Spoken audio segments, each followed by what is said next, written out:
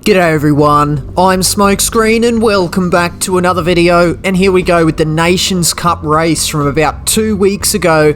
The old Alsace village in Group 4. We're in a one-make race. It is a Group 4 car. Of course, we are driving the Audi TT Cup, the front-engined, front-wheel drive Audi TT Cup. Now, I personally think Alsace Village cops a lot of hate. I actually think it's a good track. I very much enjoy it. Some very interesting corners on offer at Alsace, but let's see if we can actually get a good handle of this FF Audi.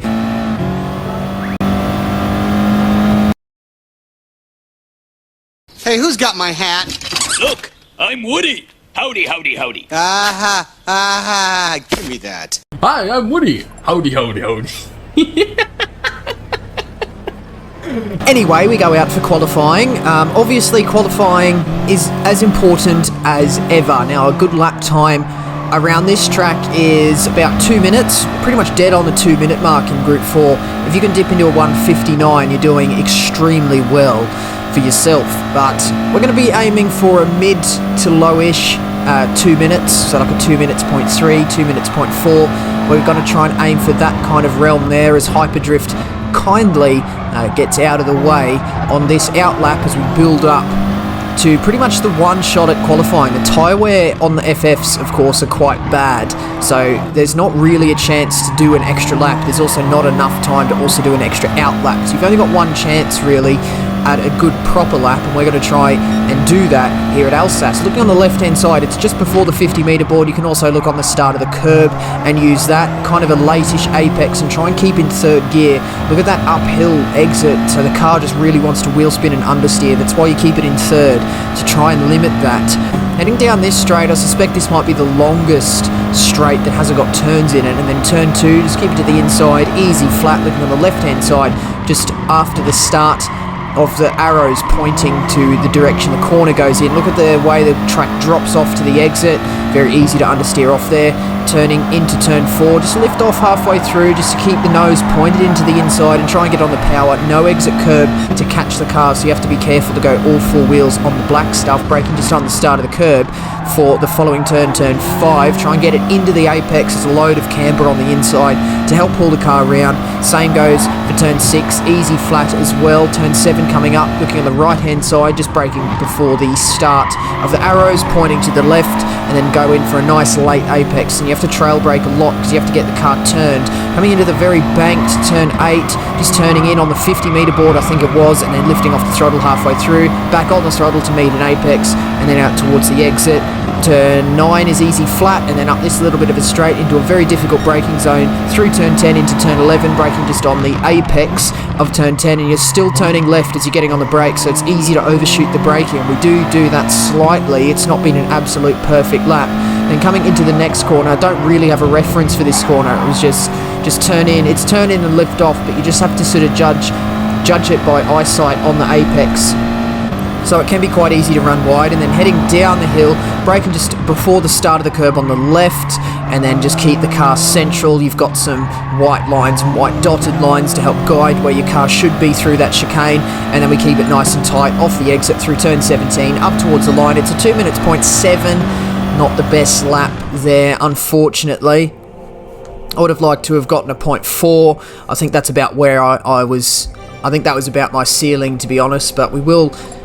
honourable mention to Tazar, only qualifying 1,000th of a second away from amazing hour, but we'll see how he goes in the race, but not before the Nations Cup introduction.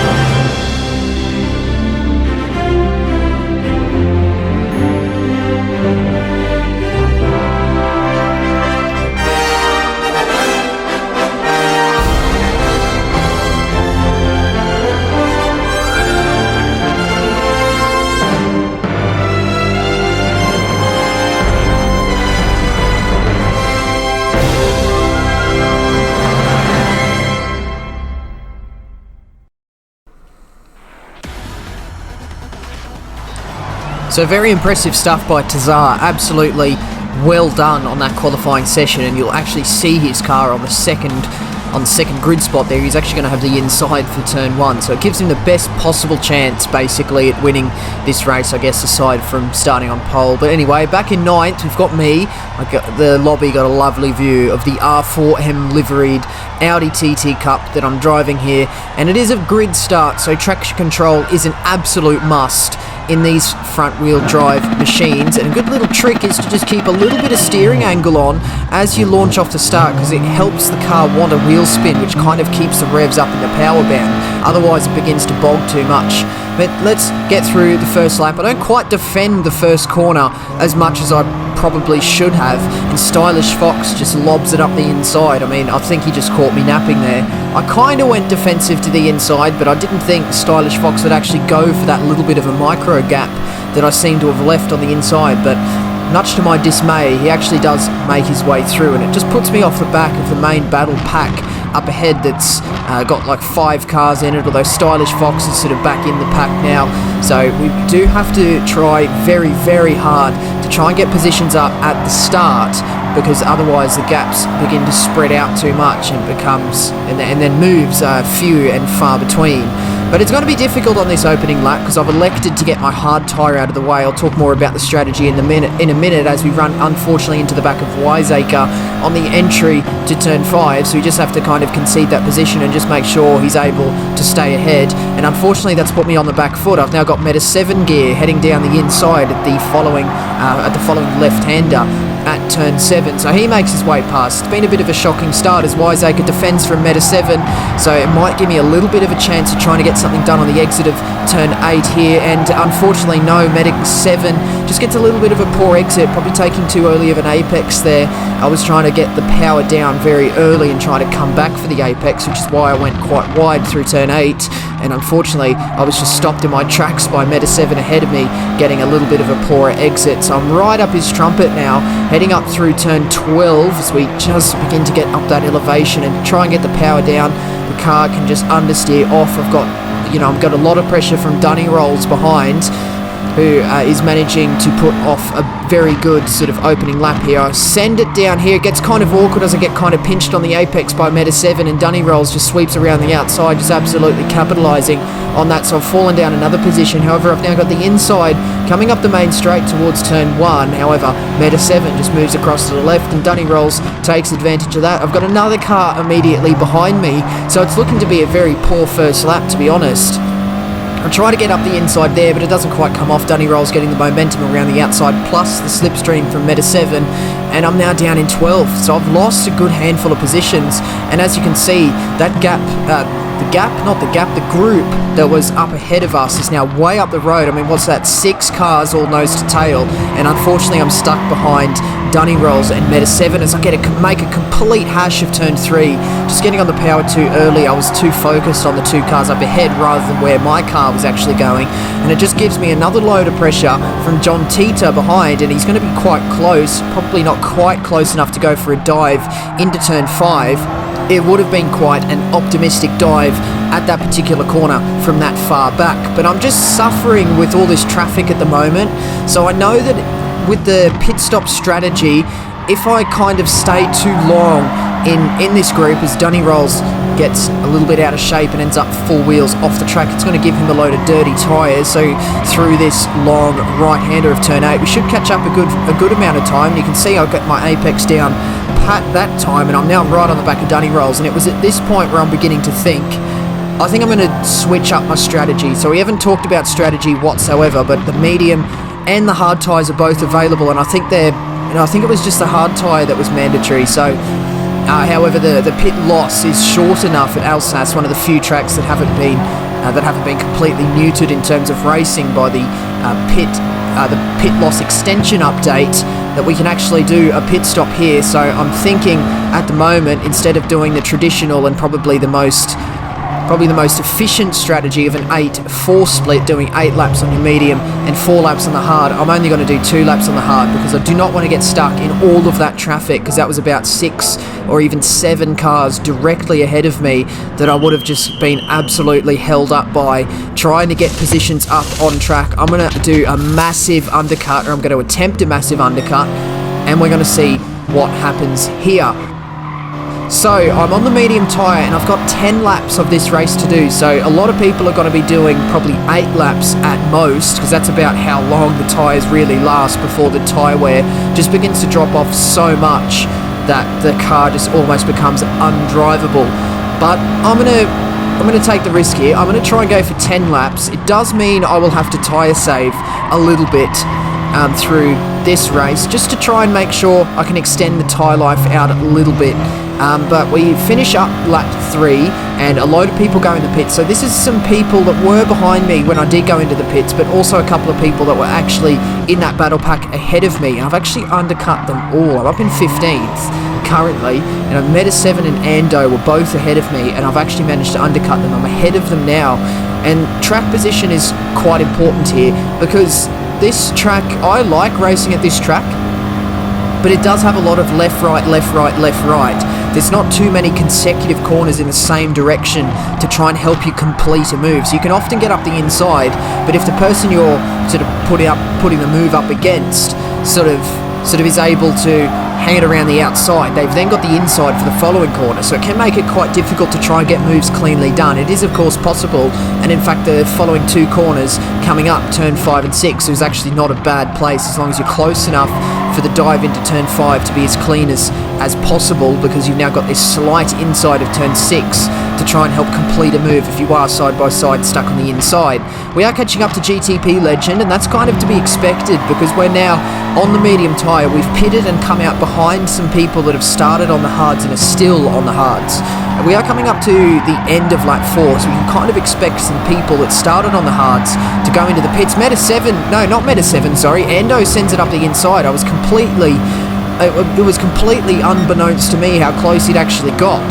So I've been dived at turn 8, and Ando makes his way up into 15. So I've lost that position, but as long as Ando sort of continues to make Ford's movements, he continues to move up the field. He appears to be quite racy at this point, just kind of making some room for himself there, shoving GTP Legend off the apex of turn 13, but I think GTP Legend just completely backed out, and Ando and I run into the chicane, nose to tail. However, if, like I was saying before, if Ando can just drive forwards and not hold me up too much, I'm not too concerned about that particular move there. I believe Ando started sort of up the front along with sort of where Atom qualified. So I do expect him to be a little bit faster than me. We got Hyperdrift up in 10th at present time. He hasn't gone into the pits. Did he come out of the pits? I didn't quite see. But we have caught up to him, and this is the part of my strategy that works out quite well. As long as I don't get held up by some slower runners that I'm catching up against, this undercut will play out very well. Hyperdrift runs a little bit wide on the entry to turn 3. It gives Ando a looking up the inside. He gets that move clean done, and Hyperdrift is struggling. I think he's still on the hard tyre at this point, so it is valid to stay on the hard tyre for more than 4 laps, because kind of 8 laps is the ceiling. It's kind of maximum amount of time the medium tyres kind of do last to actually be advantageous. So Hyperdrift might be potentially going for a 5-7 or even a 6-6 split to try and make the most of the medium tyres instead of having to save, but Hyperdrift kindly moves out of the way and doesn't cause me too many dramas. So we skip ahead to lap 7. We're going to begin to see a bit of a battle brew up here, I can tell you that much right now. So you do want to keep your eyes firmly affixed onto your screen or onto whatever screen you're watching this against. But in case you haven't been, we were quite close to Ando, but Ando's driven away in the distance a little bit. We've kind of stayed in relative touch with him. We're not too much slower than him per lap. Perhaps he either has done more practice, of which I didn't do too much myself, or he simply has more experience at FF cars. There's some more people heading to the pits, and we're currently in 9th. I think we were still in 9th on just before we passed the pit lane there, so I don't think we've jumped anybody on this particular lap, but we can expect some medium tyre runners from earlier in the race to potentially begin to pit at the end of this lap, so there's still positions to be made up in this race. But the main thing we're going to be concerned about now is the pack behind. So we've got Dunny Rolls and Meta7 now catching us up I expected this to happen. Because I went into the pits quite early, my tyre wear is going to be potentially quite significantly more worse compared to some of these other cars. So I do have to drive a little bit differently than maybe I traditionally would in qualifying or even time trial spec, because the tyre wear on these FF cars is really, really choking. It chokes your pace and it really slows you down. So you really do have to know exactly what your car's going to do and exactly how to drive it on the worn tyres. So you just essentially have to be really gentle on the throttle and try and square off the corner and go for a straighter exit. In qualifying and time trial, you'll try and just take a normal racing line in the FF cars and just be gentle on the throttle as to not understeer.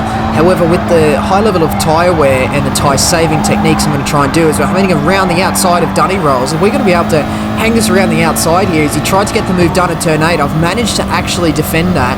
Meta 7 has got himself firmly in the picture now as himself and Dunny rolls run side by side into turn 10 and turn 11. As long as I get this stopped, I get a little bit of a bump from behind and it just sends me a bit wider and makes me get on the power a little bit later than I'd like, but I have managed to be able to defend that position at present moment.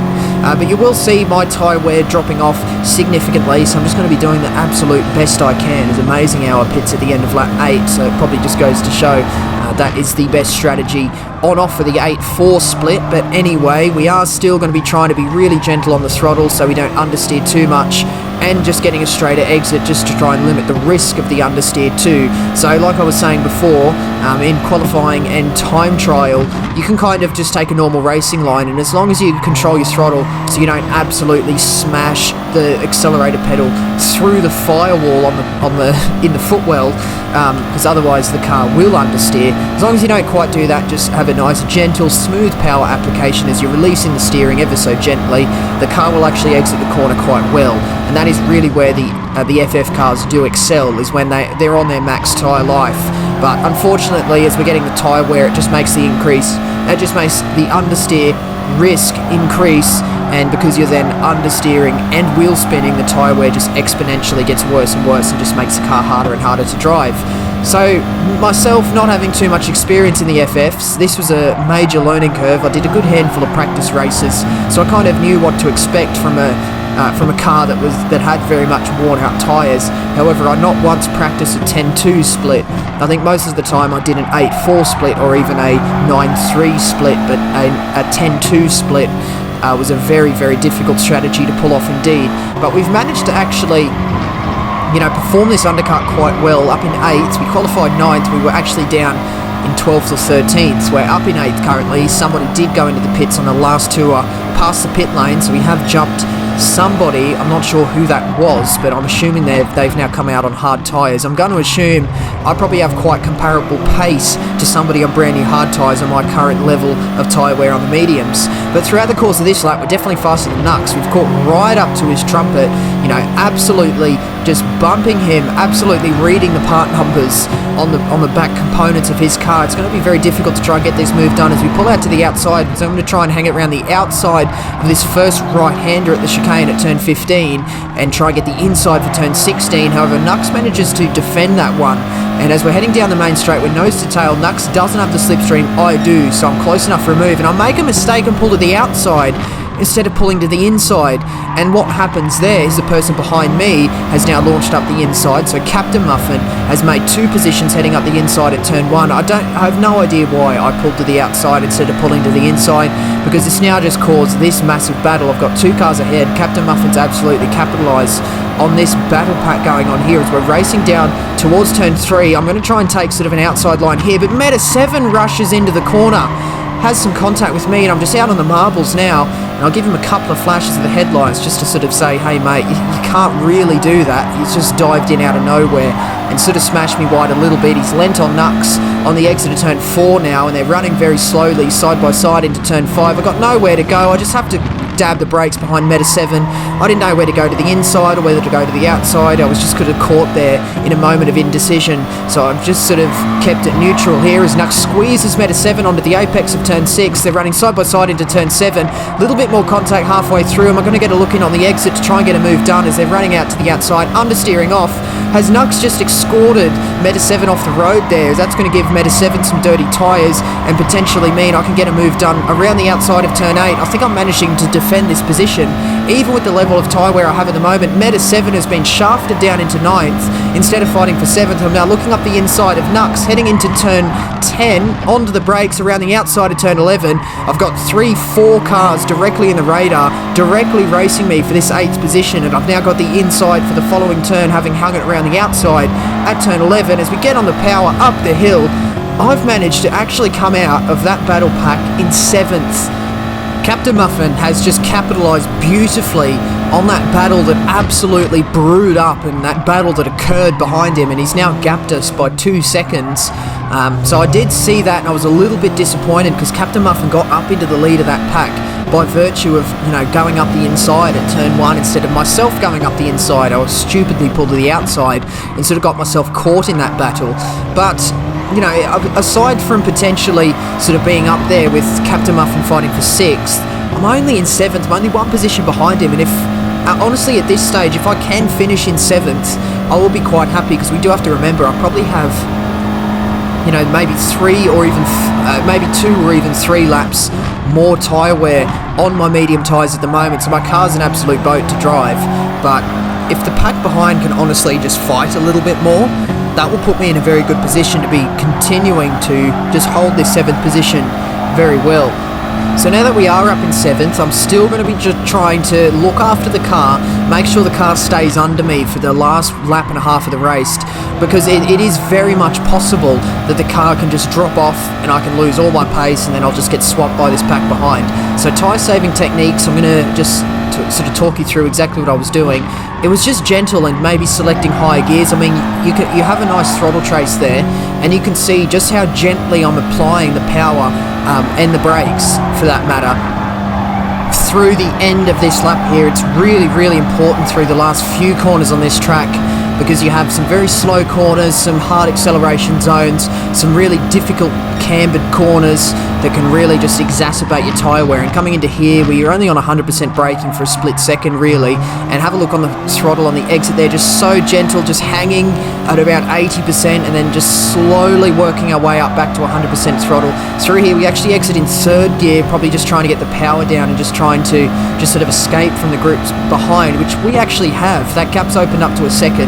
So we weren't tyre saving on that particular corner exit, but coming down the hill to the chicane, there's something that I've absolutely put zero thought into pretty much most of this race: the fuel. So we're heading down the hill. I've got 1.0 laps remaining. We're actually going to stay on board for the ending of this race throughout this whole last lap, as we've gapped behind, so the group behind's not really too much of a concern anymore. Captain Muffins is still lapping about 2 seconds ahead of me, so the fact that we actually haven't lost touch with him is a little bit promising for me.